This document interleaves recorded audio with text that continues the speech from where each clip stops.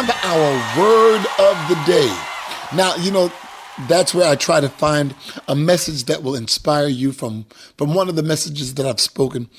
And I put it on the radio and I put it on our Facebook account, as well as on our YouTube, so you can see it just as well as hear it. But today I bring you our word of the day entitled, "We Walk on Top of Our Problems."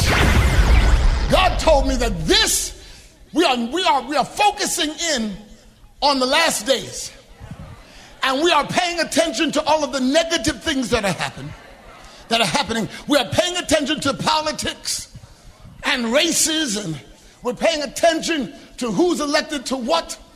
But we have failed to realize that although we are a part of the system, what happens around us is peripheral, and it has nothing to do with who we are. Because we are in the world, and we are in the world for a purpose.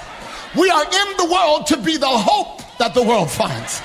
Not to lament over who's in office, but to be the hope for everyone who's disappointed by those in office. They need to be able to run to the sanctuary and find a community of Christian believers, kingdom kids, that gives purpose back to life. There will be corruption no matter what you do until Jesus comes back. But the world needs to know that there is hope. And the hope is in Christ, and Christ is in us, the hope of glory. And they're supposed to be able to find hope in us. They're supposed to be able to look at our lives and find a hope. They're supposed to be able to look at our lives and find order. They're supposed to be able to look in our lives and find peace.